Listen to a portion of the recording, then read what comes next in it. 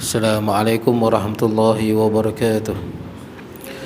Innal hamdalillah nahmaduhu nasta'inuhu nastaghfiruh wa na'udzu billahi min shururi anfusina min sayyiati a'malina may yahdihillahu fala mudilla lahu wa may yudlilhu fala hadiya lahu. Asyhadu an la ilaha illallah wahdahu la syarika lahu wa asyhadu anna sayyidana wa nabiyyana Muhammadan 'abduhu wa rasuluh.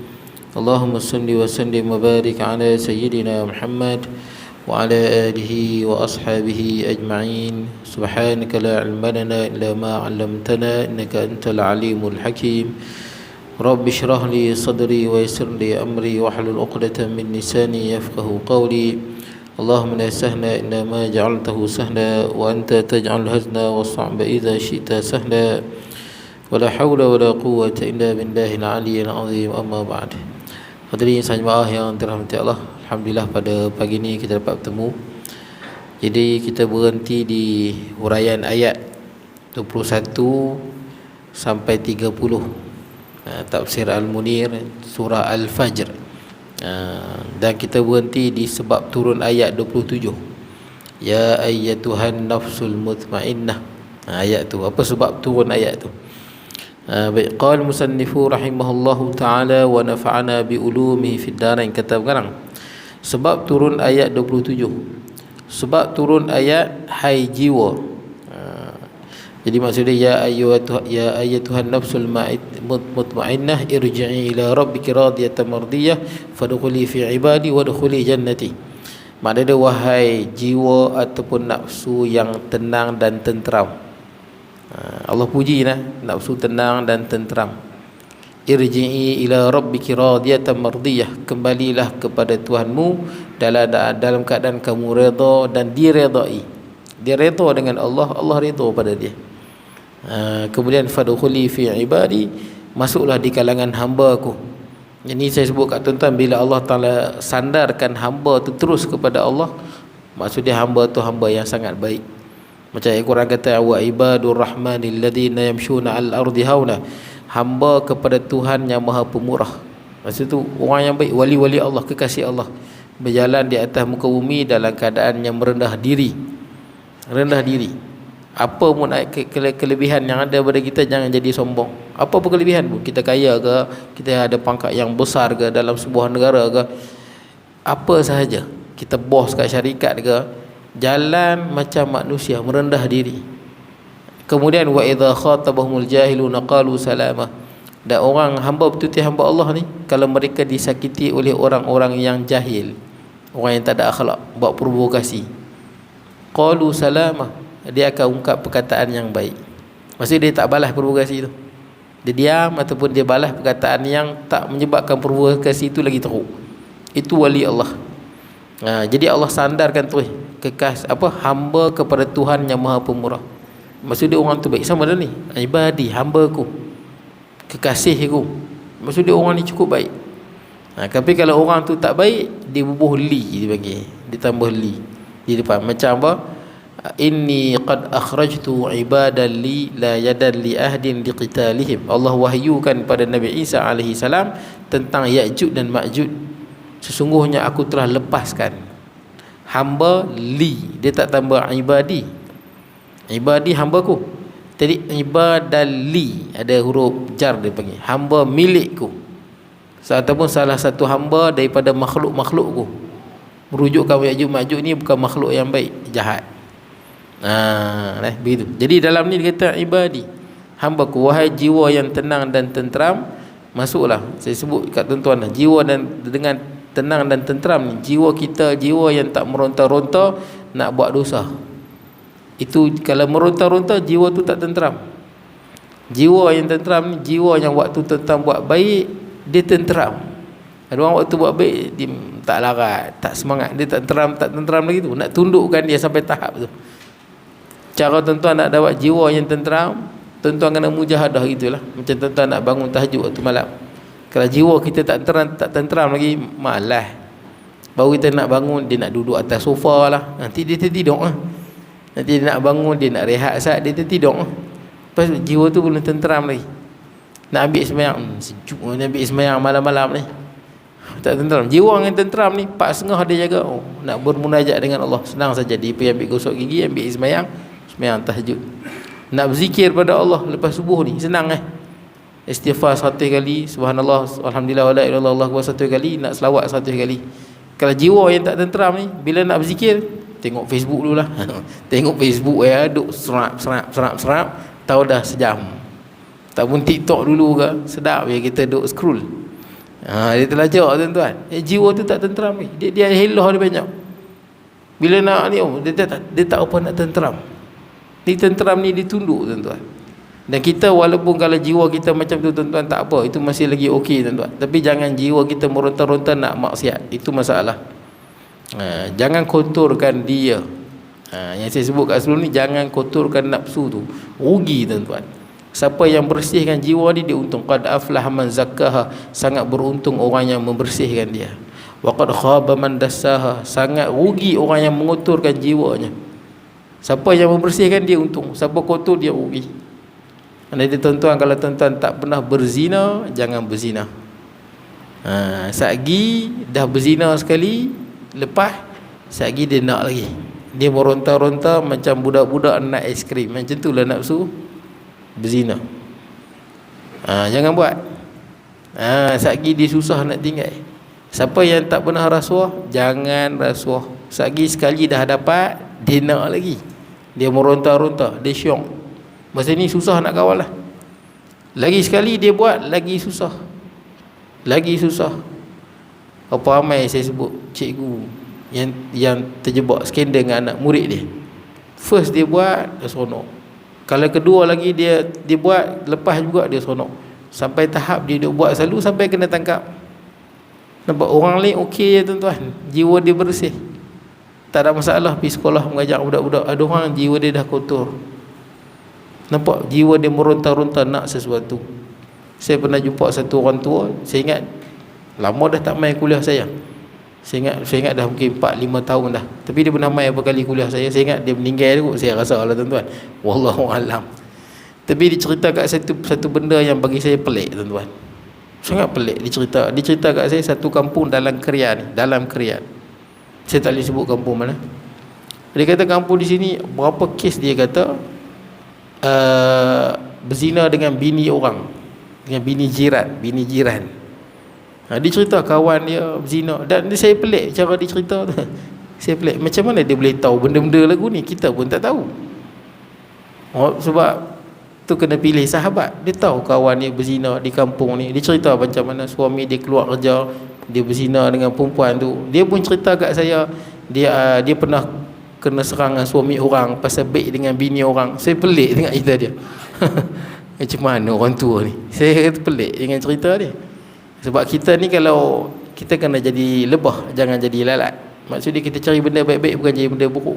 Kita ingat Hamka kan, masa dia pergi Amerika Syarikat, lepas tu dia balik. Lepas tu orang bagi tahu kat dia, dia kata apa? Lama ni cerita tahun 60-an, 70-an. Orang kata kat dia, wahai Syekh, saya pergi di Arab Saudi, saya tengok banyak pelacur. Memang Arab Saudi ni dia tidak sebaik macam Qatar, Dubai betul. Dia masih orang miskin pun ada Arab Saudi ni. Agak ramai agak orang Arab yang miskin tu. Kalau Qatar, Dubai tak ada orang miskin. Memang tak ada langsung, kaya semua. Baik, jadi tuan-tuan, dia pergi Mekah. Dia bagi tahu kat Hamka, dia jumpa ramai pelacur dia tu. Pelik. Hamka kata kat dia, saya pergi Amerika, saya tak jumpa seorang pelacur pun, saya jumpa orang baik-baik je. Makna dia kita cari apa sebenarnya? Kalau mata lalat ni dia cari yang tak elok, yang jumpa tak elok tu. Jadilah mata lebah, cari madu. Betul tak? Cari benda yang elok. Tuan-tuan pergi mana-mana pun, kalau tuan-tuan cari benda elok, tuan-tuan pergi Thailand. Yang tuan-tuan pergi cari apa, pondok-pondok kan. Ada ramai orang pergi Thailand mengaji. Ini pergi Thailand pergi cari pelacur. Memang tak elok lah. Nak ceritanya tuan-tuan, orang yang nafsu dia tenang, dia tak ada masalah. Dia tengok isteri orang lawa ke tak lawa, bini orang, bini orang. Tapi orang yang mana dia pernah berzina, yang Nabi sebut antara sebesar-besar dosa, berzina dengan isteri jiran. Dia pernah berzina dengan isteri orang, dia rasa seronok, dia tak boleh tengok bini orang lawa sikit. Nafsu dia macam budak-budak. Saya sebut macam budak-budak minta aiskrim tu. Dia meronta-ronta tuan-tuan. Sebab tu jangan bagi kotak nafsu. Lagi susah. Hidup kita susah. orang yang LGBT ni tuan-tuan, minat sejenis. Yang perempuan minat ke perempuan, yang lelaki minat ke lelaki. Kaum Nabi Lut, Arab kata panggil kaum Nabi Lut. Orang tengok orang lelaki okey je. Dia tengok orang lelaki dia syok. Tengok hang bagi kotor nafsu tu. Hang tak dilahirkan begitu. Tapi hang yang kotorkan dia macam tu. Malah yang saya menjumpa dah tua pun macam tu tuan-tuan. Masalah betul. Dah tua, umur dah 50 60 berkenan lagi dengan orang lelaki tuan-tuan, rosak. Pasal sebab jadi macam tu. Dia kata bukan dilahirkan, kau kotor dia. Kau kotor dia jadi macam tu. Jangan kotorkan dia. Jadi ayat ni cerita Allah memuji orang jiwa yang tenang dan tenteram. Maksudnya jiwa ni tak meronta-ronta nak maksiat. Gitu. Tak meronta-ronta nak buat benda yang haram. Sampai kita kena lawan dia. Nak benda haram kita kena lawan dia. Tak tenteram lagi. Dan saya bagi tahu kat tuan-tuan, nafsu punya style, sekali tuan-tuan buat dia nak lagi. Dia macam tu. Nanti tuan-tuan kata tak apalah, yang ni kali terakhir lah aku buat, nanti aku tak buat. Tuan-tuan buat lagi dia nak lagi. Tuan-tuan buat dia nak lagi. Itu nafsu. Lagi banyak tuan-tuan buat, lagi susah nak tinggal. Baik, kemudian Ibnu Abi Hatim telah meriwayatkan daripada Buraidah mengenai ayat hai jiwa yang tenang. Pasal apa ayat ni turun? Dia tak semua ayat ada sababun nuzul. Ada beberapa ayat yang ada sababun nuzul. Diturunkan sebab apa? Katanya ia diturunkan kepada Hamzah. Pandangan pertama diturunkan kepada Hamzah yang kita bincang nanti dalam perang Uhud. Hamzah tu korban. Katanya turun pada Hamzah yang terkorban dalam perang Uhud. Baik. Pandangan yang kedua, beliau meriwayatkan juga daripada Ibnu Abbas bahawa Rasulullah sallallahu alaihi wasallam bersabda, "May yashtari bi'ru rumah ya yusta'zab biha ghafarallahu lahu fashtaraha Utsman faqala laha laka an taj'alaha siqayatan nas faqala na'am fa'anzalallahu fi Utsman ya ayyatuhan nafsul mutmainnah." Baik, maksud dia siapa yang membeli telaga rumah untuk diminum airnya maka Allah akan mengampuninya. Maka Utsman pun membelinya. Rasulullah SAW berkata, "Utsman, mahukah kamu jadikan sebagai telaga minuman untuk semua orang yang wakaf?" Kata Utsman, "Ya." Maka turunlah ayat ni. Dia Nabi SAW bila sampai di Madinah, di Mekah kita tahu ada ayat yang sedap, ayat Zamzam, ayat paling sedap dan yang paling sihat lah. Tapi sekarang tak ada masalah lah. Tuan-tuan duduk di Madinah, tuan-tuan boleh makan air Zamzam dah. Dia dah buat piping. Dia tarik 500 km daripada Mekah tu. Dia tarik terus. Dulu perigi Zamzam tepi Kaabah, tapi lah ni dia bertutup kan, bawah-bawah. Kat bawah tu perigi Zamzam. Jadi tuan-tuan dia dah tarik sampai ke Madinah lah. Tuan-tuan di Madinah boleh minum air Zamzam. Tapi zaman Nabi SAW di Madinah tak ada air yang sedap diminum. Semua banyak perigi banyak, tapi semua perigi air dia masin macam air laut. Tak sedap.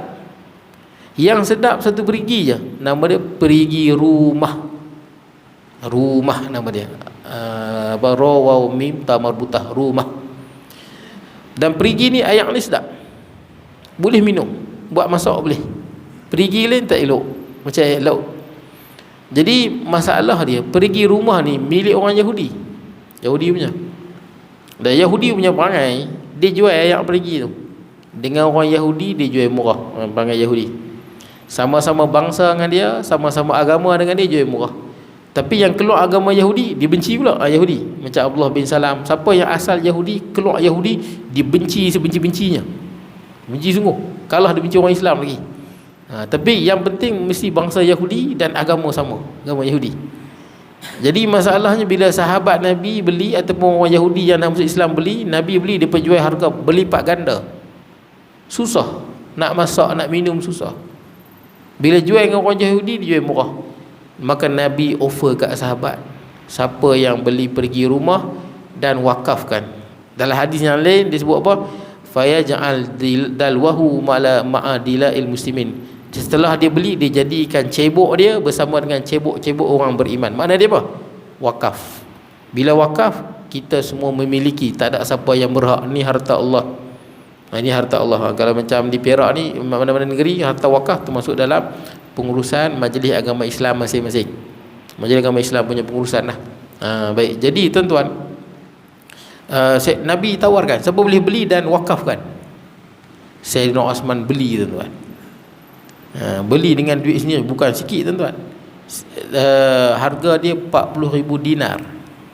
40 dinar tu 40,000 mahal tuan-tuan, bukan sikit. 40,000 dinar. Satu dinar berapa? Sebagai riwayat 10,000, 20,000 dinar. Berapa satu dinar? Satu dinar kalau dulu 1,000. Kalau dulu tu tuan 1,000. Maknanya dia kalau 20,000 dinar 20 juta. 20 juta duit kita sekarang. Pasal dia ikut berat emas. Satu dinar 4.56 gram emas 916, bukan 999. 999 tak boleh buat duit, dia lembut. Tuan-tuan kalau buat duit emas 99, tuan-tuan boleh kepak dia tak kuat. Sebab dia pure emas. Tuan-tuan faham? 916 apa? 91.6% emas. 91.6% emas. Lagi 8.4% bukan emas, boleh jadi perak, boleh jadi tembaga, boleh apa-apa, dia nak keraskan dia. Sebab tu banyak barang emas semua 916. Mana ada barang emas 999? Barang emas 99 orang rentak rosak tuan-tuan. 99 ni orang buat apa? Orang buat jongkong. Jongkong adalah jongkong. Baik. Kalau yang lagi kurang lagi keras tu 916. Kalau perak tak apa, perak memang dia pure perak tu. Pure 3.29 perak tu. Pasal apa pure? Pasal perak memang keras. Dia perak, duit shilling perak tu, dirham pure perak. Jadi 4.56. Lah ni berapa tuan-tuan? Tuan-tuan kali lah tuan-tuan berapa? Emas bulan ni nak dekat 300 ya. Jadi lebih kurang 1,500 duit kita pula jatuh teruk. Jadi boleh lebih kurang 1,500 tuan-tuan. 1,500 tuan-tuan kalau 10,000 apa? 10,000 apa? 10,000 dinar lebih kurang 15 juta. 15 juta duit kita. Siapa ngamai? Jadi tuan-tuan, bila Sayyidina Osman nak beli, sebab Nabi jamin syurga. Dalam hadis yang lain Nabi jamin syurga. Nabi kata bi khairil lahu minha fil jannah. Siapa beli dengan hati yang tenang, lapang dengan segala kebaikan, aku jamin dia syurga. Bukan senang nak beli ni. Yahudi tak mau jual. Bila Sayyidina Osman nak beli, dia tak mau jual. Sayyidina Osman letak harga sampai 30 juta. Duit kita 30 juta perigi tuan-tuan. 30 juta dah dapat rumah banglo dah tuan-tuan. Rumah Datuk Ali Syukri yang dekat mana? Datuk Ali Syukri yang kat Bukit Bintang tu pun rumah besar macam istana, dia nak jual 24 juta ke 26 juta. Saya tak tahu jual ke belum. Ini 30 juta tuan-tuan. Sayyidina Osman tawarkan. Yahudi tak mau jual. Yahudi pandai tuan. Pandai. Sayyidina Osman kira beli buat keluar duit sungguh. Tu yang saya kata orang kaya ni dalam Islam, orang kaya ni sangat bagus. Kalau kaya lah, sebab dengan kekayaan dia boleh tolong Islam. Macam Sayyidina Osman Abdul Rahman bin Auf. Yahudi ni dia pandai. Kata dia nak tak mau jual, rugi juga. Besar ni jumlah ni. Siapa nak bagi 30 juta ni? Tapi Yahudi ni dia piak. Lagu ni lah. Dia jual separuh macam saham. Saham. Maksud dia berkongsi. Saham tu saham lah tu, berkongsi. Aku jual separuh milik aku. Saham lah tu. Aku jual separuh dia lah. Jadi Sayyidina Osman bayar kat dia, saya lupa tuan-tuan 20 ke ataupun 40. Tak bagi kita ambil 20,000 dinar lah tuan-tuan. Sayyidina Osman bayar kat dia 10,000 dinar, lebih kurang 15 juta. Jadi lah ni sekali Sayyidina Osman pegang saham 50%. 50% perigi tu dia punya. 5% lagi Yahudi tu punya. Jadi dia pun okey dah jadi 50-50%. Apa pakat apa? Sepakat. Hari ni Yahudi ni jual air lah, siapa nak beli. Kemudian esok Sayyidina Osman pula jual. Esok lagi Yahudi tu jual. Kemudian esok lagi Sayyidina Osman. Dia selang. Tak apalah. Masa Sayyidina Osman jual air tu, Sayyidina Osman bagi free. Dia tak jual, dia bagi free. Maka Nabi dengan para sahabat, waktu Sayyidina Osman bagi free, semua pakat kumpul air, dapat free. Ambil air free. Esok Yahudi tu jual, siapa pun tak beli. Yahudi nak beli, orang dah bagi free semalam. Yahudi pun tahu juga free dengan mahal kena bayar. Bila orang Yahudi tu jual esok, tak ada siapa beli. Pasal apa? Orang dah ambil dah semalam. Esok Sayyidina Osman pula orang ambil lagi esok free. Lama-lama jual semua. 30 juta tuan-tuan. Dah dia jual, dia wakaf. Nabi jamin dia syurga. Itu saya kata jiwa ni cukup tenang. Kalau orang tak tenang tuan-tuan percayalah, orang dalam bank berjuta nak bagi nak keluar duit pun kedekut pahit. Jiwa tak tenteram. Padahal kaya, duit ada 10 juta 30 juta, Allah nak sedekah masuk kedekut pahit. Syahih Arab kata, Ini tuan-tuan 30 juta, relax bagi. Tak ada nafsu dia meronta-ronta. Janganlah, jangan. Kadang biasa kita nak sedekah 50, nafsu kata apa? RM5 dia. Saya bukan nak kata tak boleh, tuan-tuan bagi RM5 pun dapat pahala. Tapi nak cerita nafsu ni, kalau dia tak, tuan-tuan nak buat ibadah yang besar, dia akan halang tuan-tuan supaya buat ibadah yang sikit. Kalau tuan-tuan nak buat ibadah yang sikit, nafsu dia akan halang. Tak payah buat Nafsu dia suruh tuan-tuan buat maksiat. Kalau tuan-tuan tak boleh, dia tak mampu suruh tuan-tuan buat maksiat, kadang-kadang dia nak kepada maksiat yang dosa kecil. Dosa besar tuan-tuan dia tak mampu suruh, tuan-tuan tahu ni dosa besar, kadang dia mengarah tuan-tuan kepada dosa kecil. Nafsu punya perangai. Kalau dia nak suruh dosa kecil pun dia tak mampu, dia suruh kita, dia suruh kita tinggal benda wajib pula.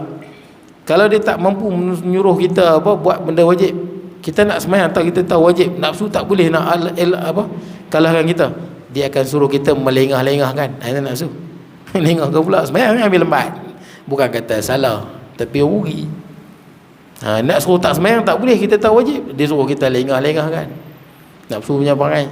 Tapi jiwa yang tenang dengan tenteram tak ada masalah. Infak. Itu turun ayat ni, memuji Sayyidina Osman yang jiwanya sangat tunduk, nafsu dia sangat tunduk pada dia punya peribadi dia yang bersih. Tak ada kok nanti nak bagi duk fikir nanti miskin, nanti lagu mana nafsu tu. Syaitan lagi bisik, syaitan pun bisik. Tuan-tuan memang bila nak sedekah, syaitan memang bisik pun. Asyaitanu ya'idukumul faqra wa ya'murukum bil fahsya. Ni Quran sebut. Syaitan ni memang dibisik kat telinga tuan-tuan. Bila tuan-tuan nak infak, dia kata apa? Jangan nanti miskin. Jangan nanti duit habis siapa nak bagi kat hang. Syaitan. Dan dia suruh kita buat jahat. Baik. Jadi ayat ni cerita tentang Sayyidina Osman. Sayyidina Osman ni kalau ikutkan sahabat Nabi yang dijamin syurga banyak tuan-tuan, berkali-kali. Sahabat Nabi banyak dijamin syurga. Sayyidina Osman antara yang dijamin berkali-kali. Antaranya kisah ni, waktu Sayyidina Osman nak dibunuh oleh pemberontak. Pemberontak ni dikutip oleh orang munafik, yang dia berkata Sayyidina Osman ni Qurnism lah, macam-macam lah. Padahal Sayyidina Osman ni Nabi dah jamin dah dia. Hadza yauma idzin al huda. Nabi jamin nanti akan jadi fitnah, peperangan sama umat Islam. Nabi dah bagi tahu kat sahabat, yang ni dia di atas petunjuk ketika jadinya fitnah. Orang fitnah daripada Iraq dengan Mesir, orang fitnah Abdullah bin Sabah. Katanya Sayyidina Osman ini Qurnism lah, ahli kroni lah. Jadi main pemberontak lebih kurang 6,000 dia pemain daripada Iraq dan Mesir. Dia minta Sayyidina Osman letak jawatan. Kemudian datang sahabat Nabi, dia buat kerja ni pada musim haji. Musim haji. Sebab pada tu ramai sahabat Nabi pergi buat haji. Ketika ni dia buat kerja nak bunuh Sayyidina Osman bin Affan. Maka Sayyidina Ali arahkan anak dia Hasan dan Husin tolong kawal Sayyidina Osman. Abu Hurairah tolong kawal. Zaid bin Abdullah bin Zubair tolong kawal. Ramai lagi lah yang tolong kawal. Tapi Sayyidina Osman tak bagi. Sayyidina Osman takut jadi perang. Jadi bila perang banyak jiwa yang terkorban. Sayyidina Osman tak mau guna kekerasan. Dia pun tak puas hati dengan Sayyidina Osman, biar Sayyidina Osman yang deal dengan mereka. Tak perlu guna kekerasan.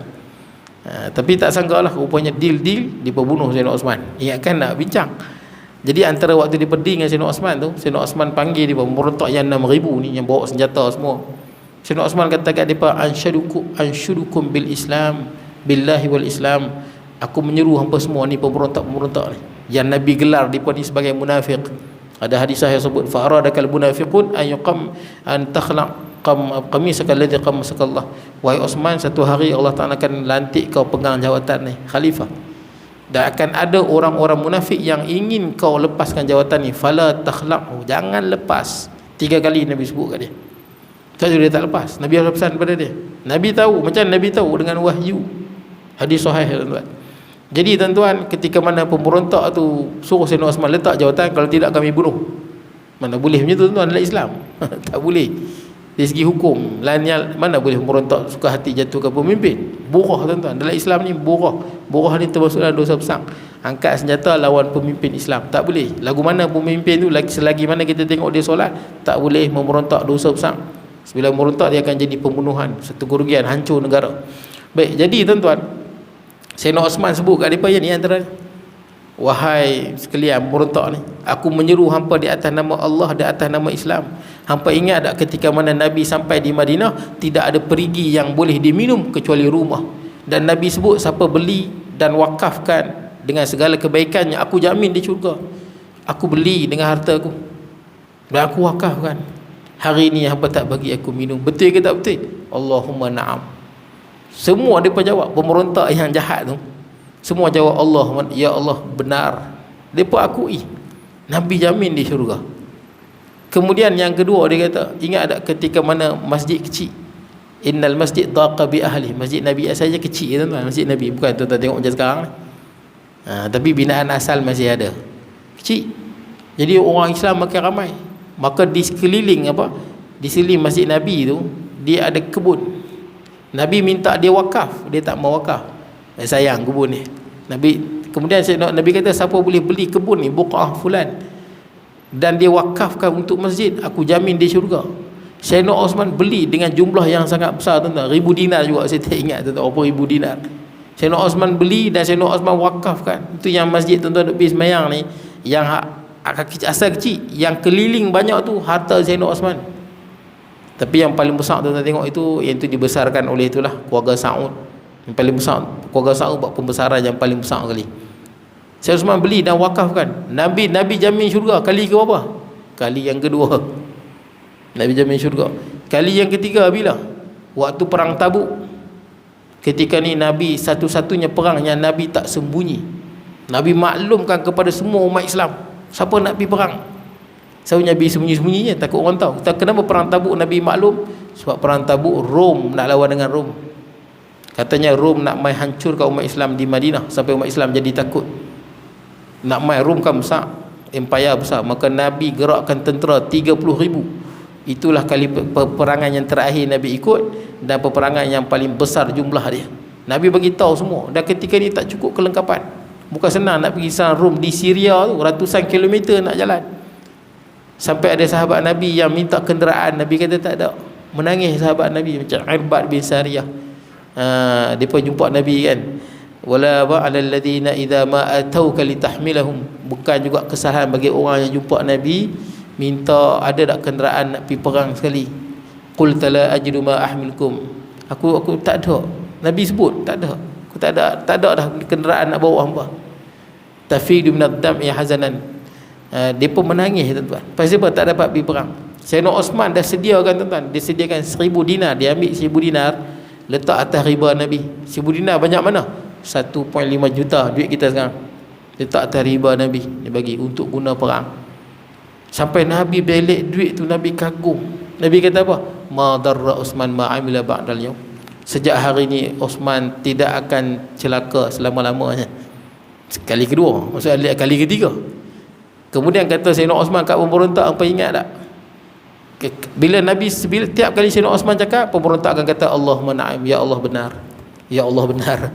3 kali Nabi jamin syurga. Last sekali tuan-tuan, kata Osman bin Affan, apa ingat tak ketika Nabi ala Sabir bil Madinah, apa ingat tak ketika Nabi duduk di atas bukit Sabir kat Mekah tuan. Kat Mekah ada satu bukit nama dia Sabir. Wa ma'ahu Abu Bakrin wa Umar wa ana. Ketika Nabi duduk atas bukit Sabir bersamanya Abu Bakar, Umar dan aku. Fataharrakal jabal. Tiba-tiba bukit Sabir bergoncang dengan kuat sehingga batu yang ada jatuh, dia bergoncang tuan-tuan. Ulama bincang hadis ni sahih. Kenapa bukit dia bergoncang? Sebab bukit tu sangat gembira. Yang ada di atas dia makhluk yang paling baik atas dunia masa tu. Gembiranya bukit ni sampai gegar, sampai Uhud. Tuan-tuan cerita Uhud. Kan cerita pernah nak balik jenazah sahabat ke bukit Uhud, bukit tu bergerak. Tak bagi jenazah tu tanam di tempat lain. Bergerak. Sehingga kalau bawa balik jenazah tu ke Madinah, bukit Uhud tu ikut sampai ke Madinah. Dia bergerak. Pasal dia sayang pada 70 sahabat Nabi yang syahid di medan Uhud. Bukit Sabir ni bergerak. Bila bergerak, dan bukit Uhud pun pernah Nabi naik, dia bergerak, bergoncang sampai batu jatuh. Seronok sangat dia. Pasal apa? Atas dia Nabi, atasnya Abu Bakar Siddiq dan 2 orang yang syahid. Bila bergegar tu seronok sangat tuan-tuan. Kan tuan-tuan tahu Nabi pokok pun bagi salam. Pokok bagi salam kat Nabi. Pokok bagi salam. Nabi panggil pokok pemain datang. Pokok ni seronok sangat, gunung goncang. Maka Nabi hentak kaki Nabi SAW dekat bukit Sabir tu. Maka Nabi kata, urkud ya Sabir, tenanglah engkau wahai Sabir, tenang. tenang, sonok-sonok tenang.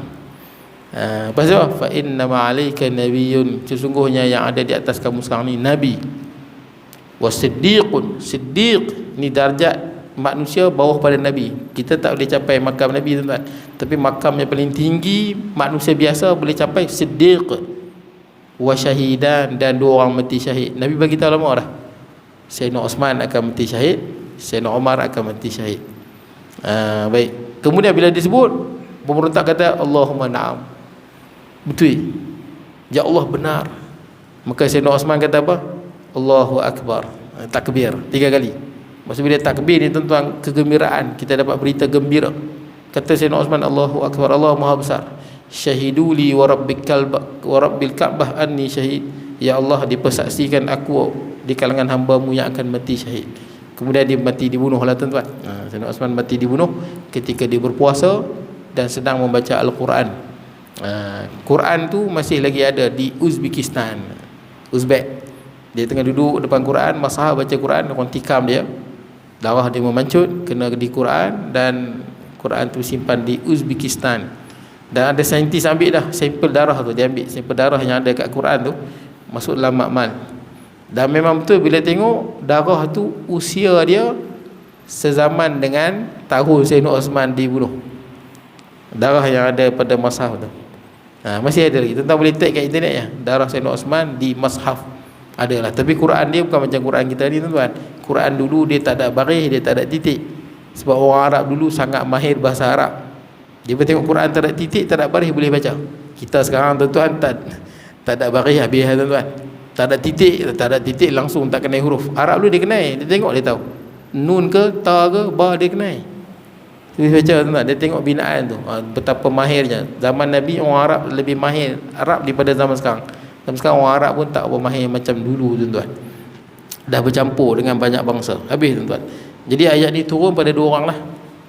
Satu dia turun pada Sayyidina Hamzah ketika mana dia syahid. Yang kedua, ayat ni juga turun lagi ketika mana, atau boleh untuk 2 peristiwa.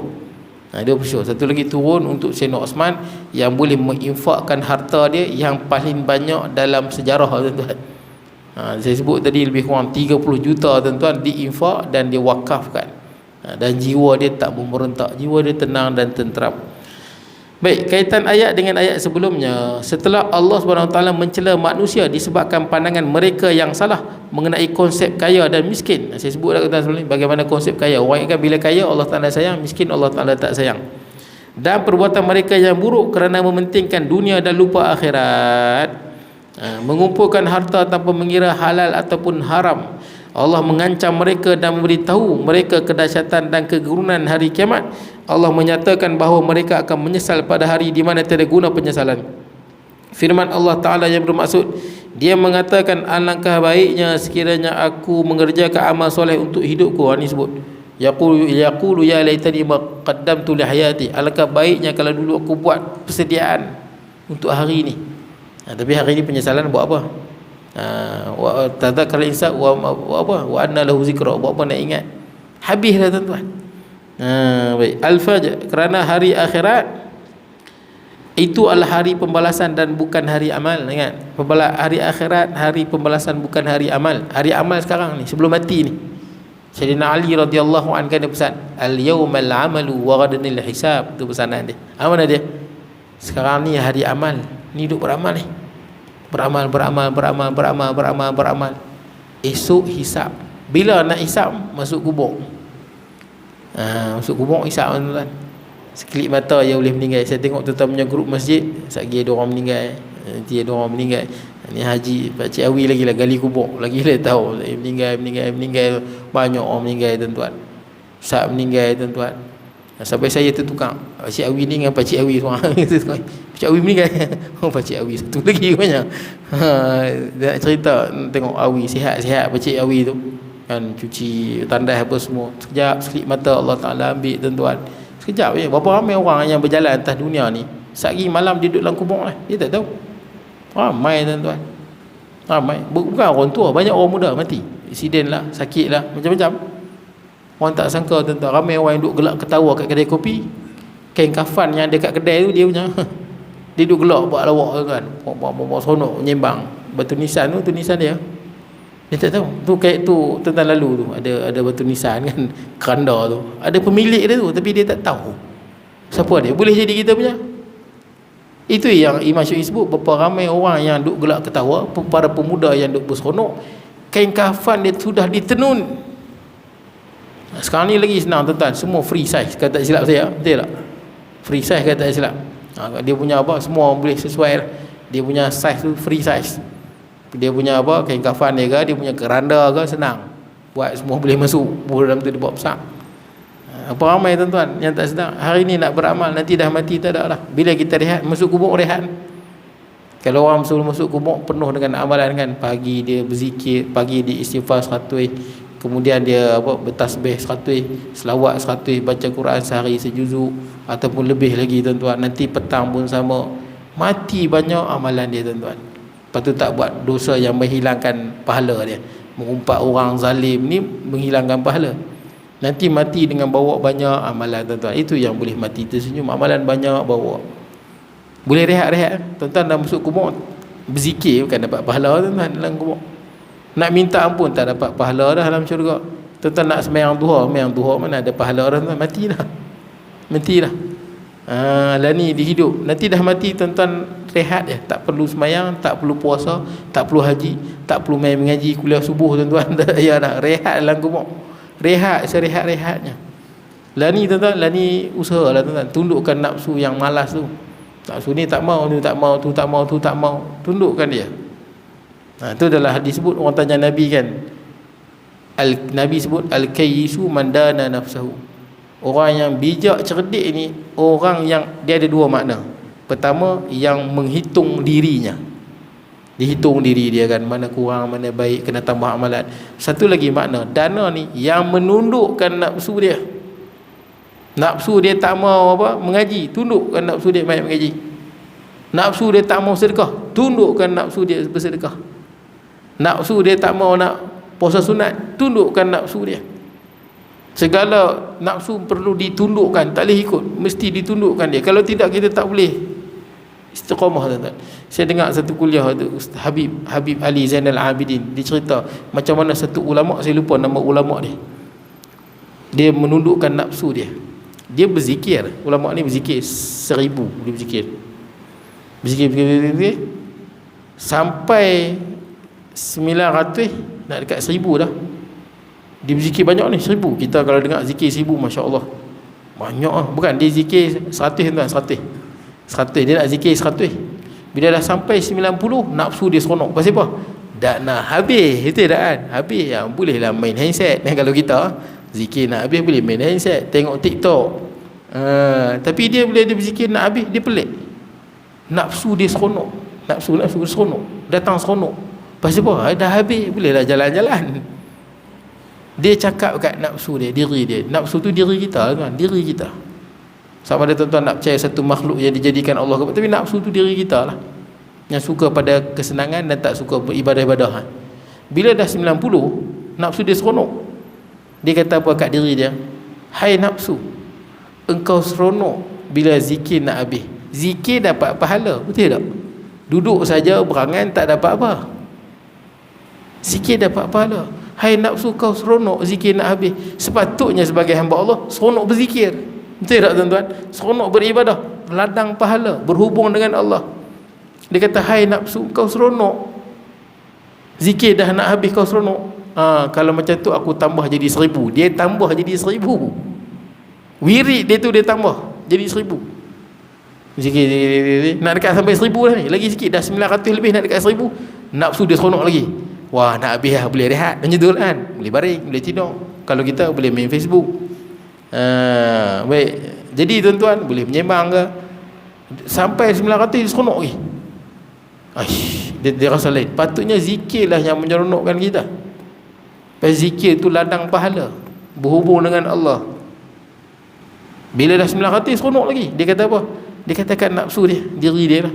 Hai nafsu, diri dia lah, kau gembira lagi kerana zikir nak habis, aku tambah jadi 10,000. Tambah jadi 10,000 tuan-tuan. Zikir lagi sampai 10,000, nak dekat 10,000, nafsu dia tak seronok lah. Jiwa tak seronok. Pasal apa? Nanti seronok kena 20,000 pula.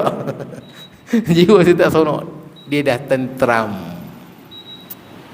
Cerita nak sembahyang duha, malas tu. Tapi kita paksa juga. Kena paksa. Sembahyang dah 8 rakaat nak habis, seronok. Lega nak habis. Nafsu tu memang dia malas. Tapi sekurang-kurangnya tuan-tuan dapat tundukkan dia sampai dia tenang dan tenteram melakukan ibadah. Tuan-tuan tak tundukkan dia, susah. Tuan-tuan ikut dia kan, mana nak jadi kan tuan-tuan. Kita kata fastaqim, kita takkan apa, istiqamah. Yastaqim, takkan yastaqim, dia akan i'waj macam ni. Baik, Kemudian Allah menyebut pula manusia yang lalai baru mula memikirkan pentingnya peringatan pada hari kiamat. Pada hari itu barulah manusia ingat, akan tapi tidak berguna lagi ingatan itu baginya. Jelas ayat ini sebut. Yauma idza yatadhakkarul insanu anna lahu dzikra. Hari ini manusia semua ingat, awak lah tak baca Quran. Awak lah tak berzikir dulu. Awak tak bersedekah dulu. Awak tak puasa sunat dulu. Dia ingat dah. Dia tengok pahala. Tapi kata Allah, wa anna lahu dzikra. Apa faedahnya lagi? Apa faedah? Ada orang kata kawalah perasaan marah tu, kawal. Nanti orang kata jangan jual dada, benda tak elok. Orang nasihat selalu, lalas kena tangkap. Bawa dadah 3 kilo, 4 kilo. Maka sabit kena gantung. Tak dapat apa? Albay, tak ada albay. Albay ni maksud dia kita nak cari alasan supaya kita lepas, awal-awal nak lepas daripada hukum tu. Contohnya kita tak ada di tempat kejadian, yang kita ada di tempat lain ke, albay dia panggil. Bukan pak albay tu kan, albay. Itu istilah mahkamah ni. Jadi tuan-tuan, nak ceritanya albay pun tak ada, memang bukti jelas, sabit, hukum gantung. Tak buat apa. Duduk di bilik menunggu, buat apa? Tak boleh buat apa tuan-tuan, menyesal. Duduk bilik menunggu, menenung, tak buat apa. Dia teringat dulu orang pesan. Isteri duk pesan selalu, bang jangan buat kerja lagu ni bang. Isteri duk pesan selalu, anak duk pesan tengok anak, tapi duk buat sebab senang dapat duit. Dah duduk di bilik menunggu, orang nak kena gantung ni, dia duduk dekat bilik, memang dekat dengan tempat gantung, tak jauh, senang orang nak tarik heret bagi gantung. Senang. Dia duduk di bilik, dia tunggu apa? Tunggu nak mati je. Misalnya saya buat apa? Itu yang saya dengar Ustaz Sidik Noh cerita. Ketika dia mana dia pergi Mekah, dia nampak seorang lelaki yang duduk di depan Kaabah. Dia sebut apa? Ya Allah. Dalam dia sebut Astaghfirullah, dengan penuh penyesalan. Duduk depan Kaabah, Astaghfirullah, daripada hati yang dalam dan penuh penyesalan. Tanya dia siapa? Rupanya dia kata, saya kenal Ustaz. Ustaz pernah main Perlis. Dia orang Perlis, mai bagi ceramah. Saya duduk belakang Ustaz, tak kenal saya kenal Ustaz, dia kata. Ni kat Mekah, cerita di Mekah. Dia duduk kat belakang. Tu Ustaz Sidino tanya kenapa istighfar tu dalam, tarik astagfirullah dalam sungguh, penuh penyesalan. Dia cerita dia memang orang yang di bilik akhir, tunggu nak gantung terlepas. Tu rezeki tuan-tuan.